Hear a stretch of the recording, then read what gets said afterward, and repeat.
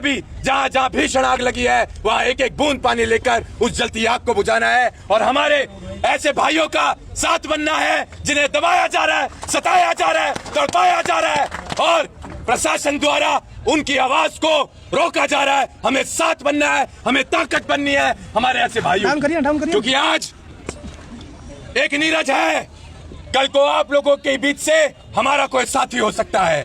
आज अगर आप शांत रहे तो कल को हम लोग भी शायद आपकी लड़ाई में आपका साथ ना दे पाए, क्योंकि आप उस मामूली सी चिड़िया की तरह अपना हक अदा नहीं कर रहे समाज की लड़ाई के लिए।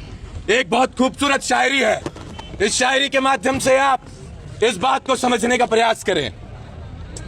अक्सर जब हमारे पड़ोसियों के घरों में आग लगती है, हमारे साथियों के घरों में आग लगती है,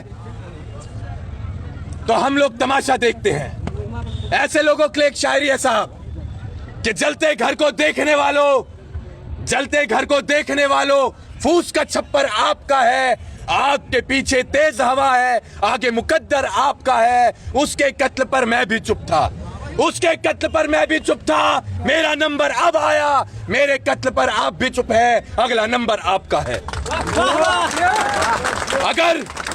अगर इस नंबर को आप कटवाना चाहते हैं, इस नंबर को अगर आप कटवाना चाहते हैं तो जरूरी है आप लोगों का संगठित रहना। हम जातिवाद करने नहीं आए साहब, हम जो संगठन चलाते हैं, हम पत्रकार साथियों के माध्यम से हम प्रशासन को भी बता देना चाहते हैं, हमारे संगठन में हर समाज का, हर जाति का, हर धर्म का व्यक्ति जुड़ा हुआ है।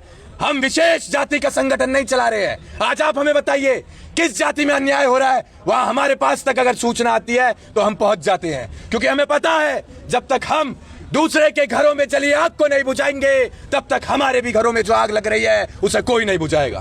तो हम यहां से ये संकल्प भी लेकर जाएं कि हम अपने समाज से तो मोहब्बत करें, लेकिन अन्य किसी जाति से हम नफरत भी ना करें। ये हम संकल्प लेकर जाएं,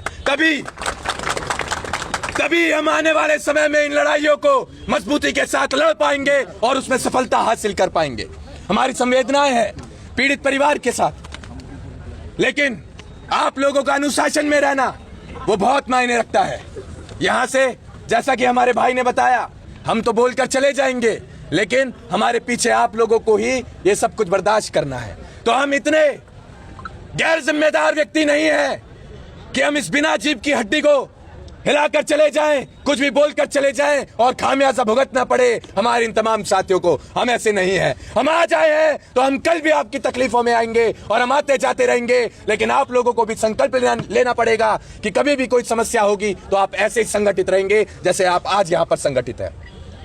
आपकी आवाज को दबाया जाएगा, आपको तंग किया जाएगा, लेकिन आप घबराना मत, आप घबराना मत, क्योंकि जो डरता है वो कभी नहीं लड़ता है। निडर ही लीडर है, आप निडर बने, हम आपके साथ चलेंगे। आप हमें एक बार आवाज लगाएं, जहां आपको ऐसा लगे कि आप कमजोर पड़ रहे हैं, वहां हम आपके साथ आपकी उस लड़ाई में सबसे पहली पंक्ति में आपको खड़े मिलेंगे। मेरा ये कोई राजनीतिक क्षेत्र नहीं है, मैं इस प्रदेश से भी राजनीति नहीं करने वाला हूं साहब, कभी नहीं करने वाला हूं। तो मेरा यह क्या भाव है, उस भाव को आप समझने का प्रयास करें। मैं यहाँ विधानसभा चुनाव, लोकसभा चुनाव लड़ने नहीं आया हूं, मैं यहाँ आप सभी लोगों को संगठित करने आया हूं, आप लोगों के अंदर वही भाव जगाने आया हूं जिस भाव ने मुझे दिल्ली से लाकर आप लोगों के बीच